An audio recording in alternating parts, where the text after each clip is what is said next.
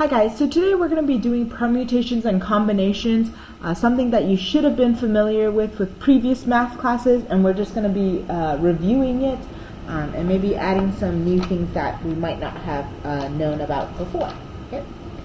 Okay, so let's start with some definitions. Okay, so permutations and combinations are about choosing groups or arranging groups. Okay, so with the permutation, when a group of objects or people are arranged in a certain order, this arrangement is known as a permutation.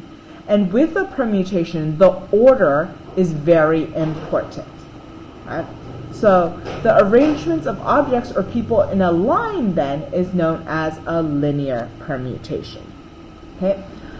This is the formula for permutations. It writes it as P here and then N comma R. Some of them might write it as N and then capital P and then little r instead of this.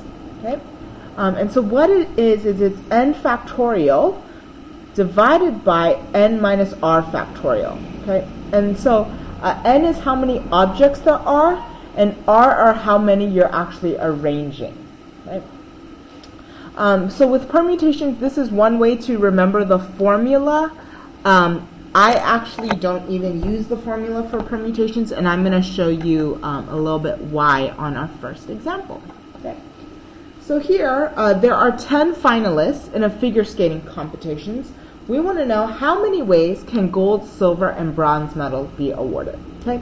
So this is an example of a permutation because the order matters, right?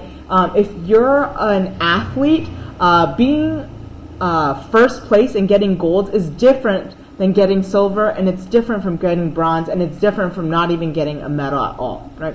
And so because this order matters, this is an example of a permutation. Okay, so here, it's a permutation.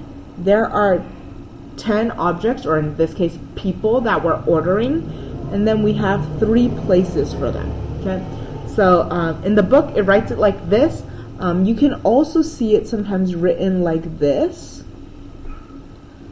Okay. And then in the formula, then it's 10 factorial over 10 minus 3 factorial. Okay. So here 10 factorial is 10 times 9 times 8 times 7 times 6 times 5 times 4 times 3 times 2 times 1. 10 minus 3 is 7, so 7 factorial, 7 times 6 times 5 times 4 times 3 times 2 times 1. And here we can see that from 7 on, it cancels out with each other. Okay, and so then this is just 10 times 9 times 8, okay, which is 720.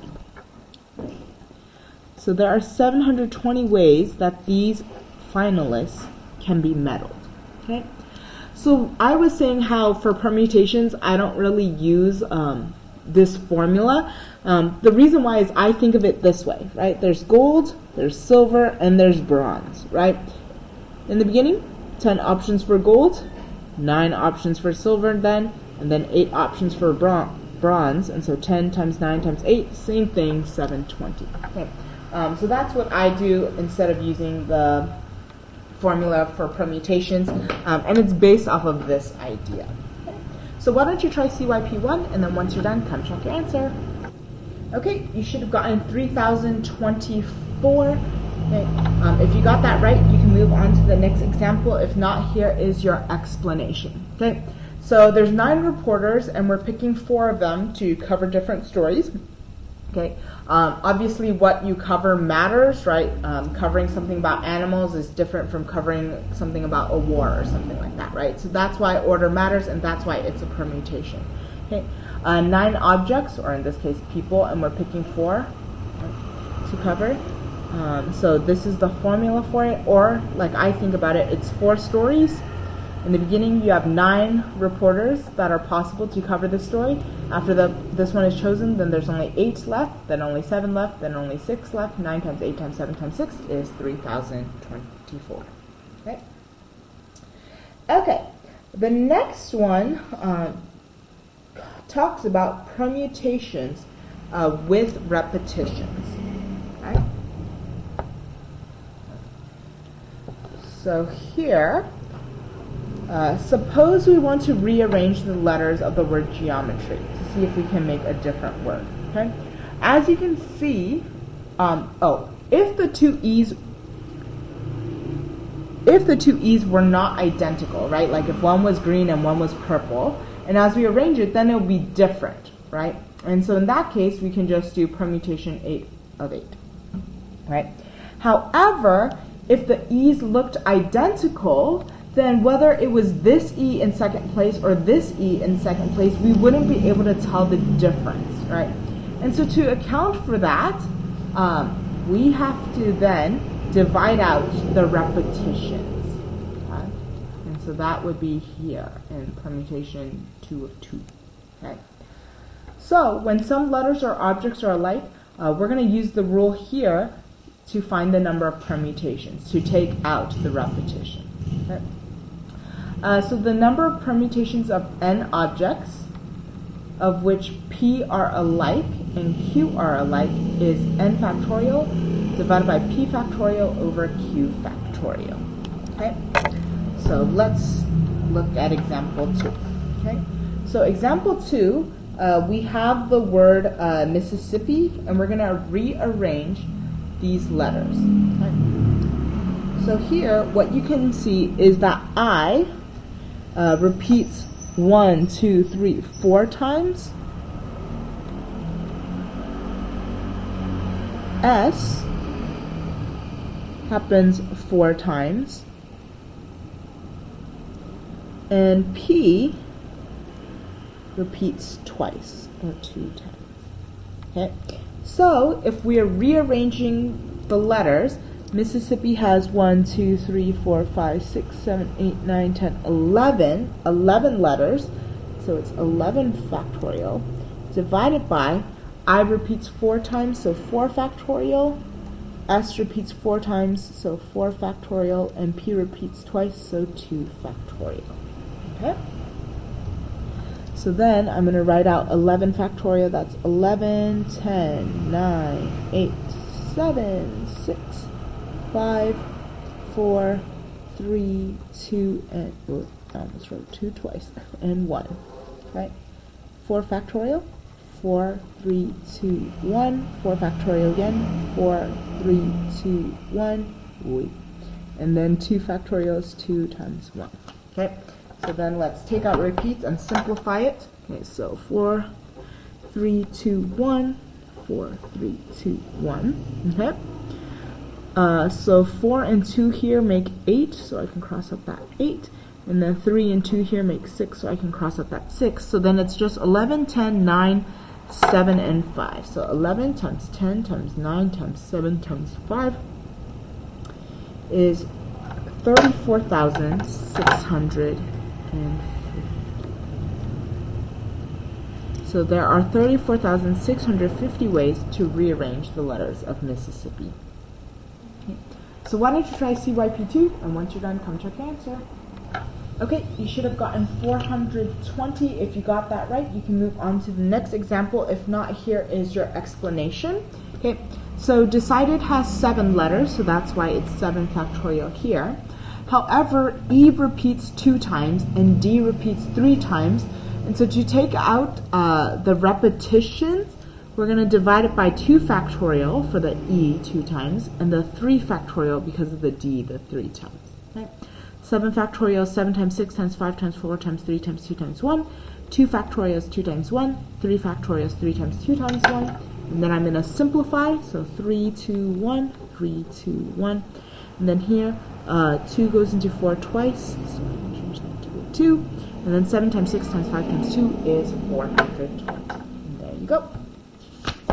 Okay, let's look at the next example. Okay, so the next example deals with combination. Right? So here in our book, an arrangement or selection of objects in which order is not important is called a combination. Okay, so order does not matter for a combination. Okay, So the number of combinations of n objects taken R at a time is written like this. So note that it's a C for combination instead of a P for permutation. Likewise, also can be written like this. Okay.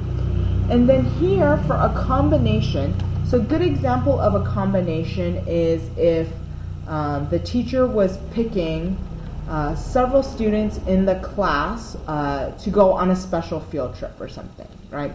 Or to get ice cream, right? Whether the teacher said your name first or whether they said your name third doesn't really matter, right? Because you're already going on the special field trip or getting an ice cream, right? And so in that case, we just care about, are we in the group? Okay? And so in that case, since our order in which we were called doesn't matter, that is a combination. Okay. However, there could be groups where it's the same amount of people, right? But I might have said the names in different orders, okay, in a different order. But because the order doesn't matter, we need to take out the repetition, right? So, for instance, whether I said Andy, Bia, and Carla, or Carla, Bia, and Andy, doesn't matter. The three of them are getting ice cream, right? So to take out the repetition of saying it in an ABC order or then my CBA order, we got to divide out those repetitions. And so that is where this formula comes in. And so it'll look pretty familiar, right? The n factorial and the n minus r factorial is similar to a permutation. And then this additional r factorial here is what divides or takes out that repetition. Okay?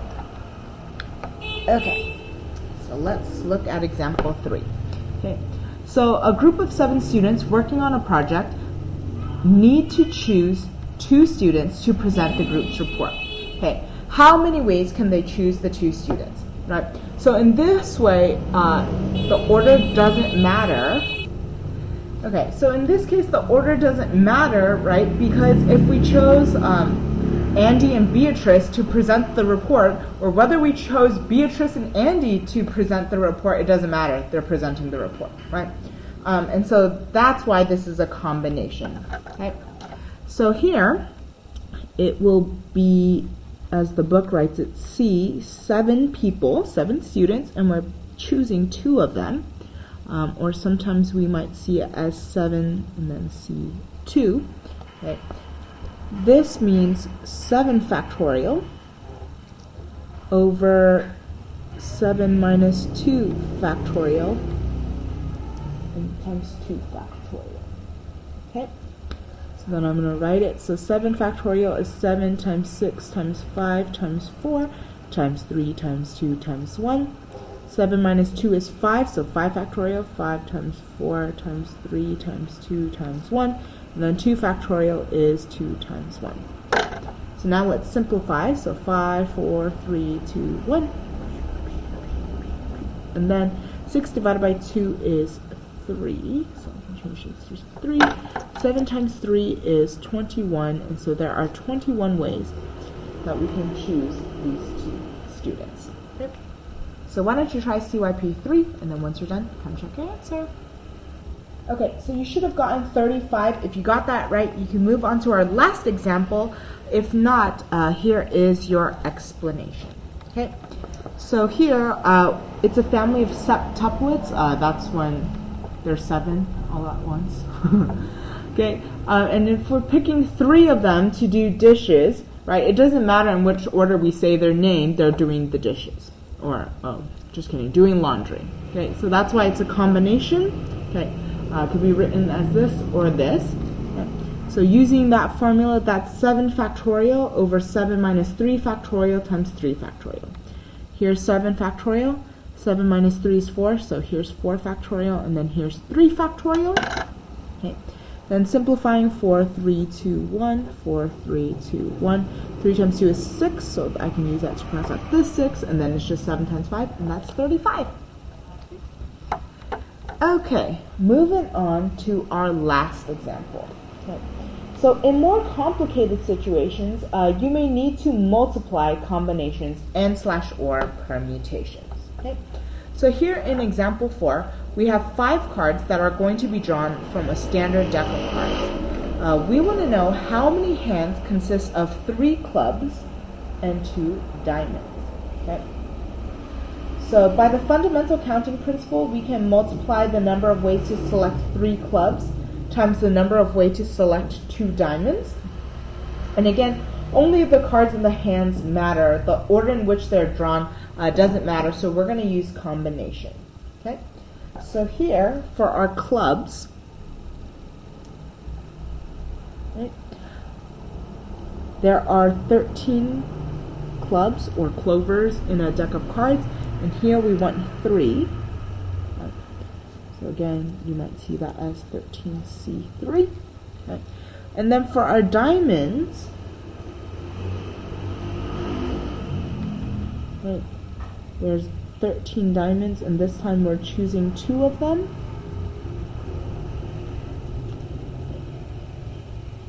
Right. So what we can do is we can multiply these together. Okay. And so what it will be is it will be 13 factorial over 13 minus 3 factorial 3 factorial. Okay. So this is our clubs here, multiplied by our diamonds, 13 factorial over 13 minus 2 factorial 2 factorial. Okay. Okay, so then let's write it out.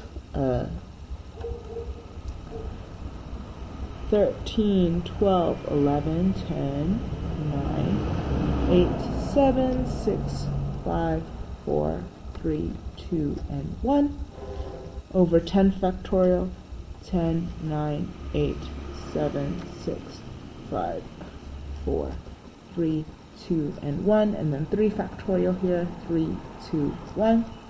Okay, so same thing, I'm not going to write it all. So 13 minus 2 is 9 factorial, so I'm just going to write 13, 12, 11, 10, and 9 and on would be canceled by this one, and then 2 factorial is 2 times 1. Okay. So just to save some space. Okay. So then let's simplify. So all of these 10s.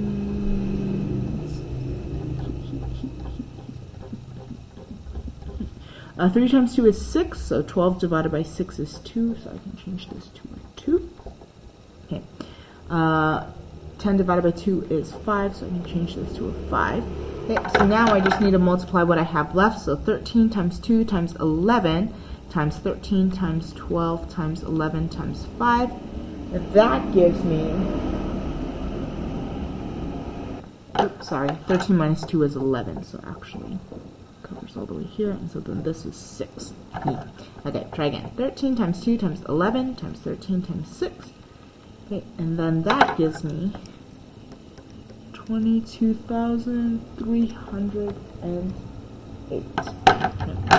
So there are 22,308 hands that consist of 3 clubs and 2 diamonds. Okay. So why don't you try CYP4, and then once you're done, come check the answer. Okay, you should have gotten 5,148. If you got that right, you can get started on the homework. If not, here is your explanation.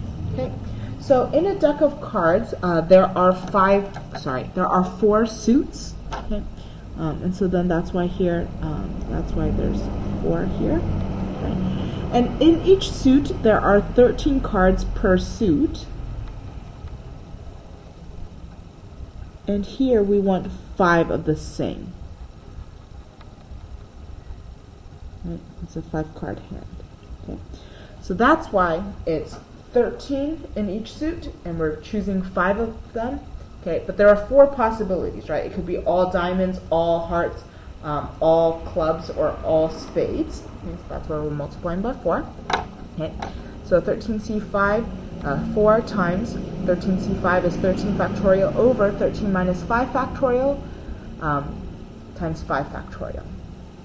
Okay, the 13 minus 5 is 8 factorial. That's why the 8 and on I just canceled out. Okay, so that leaves me with 13, 12, 11, 10, 9, and then the 5 factorial is 5, 4, 3, 2, 1. Okay, so then here 4 times 3 is 12. That cancels. 5 times 2 is 10, so that cancels. So that just leaves me 4, 13, 11, and 9. So 4 times 13 times 11 times 9 gives me 5,148. Okay. So that's it for today. Have a great rest of the day. Bye, guys.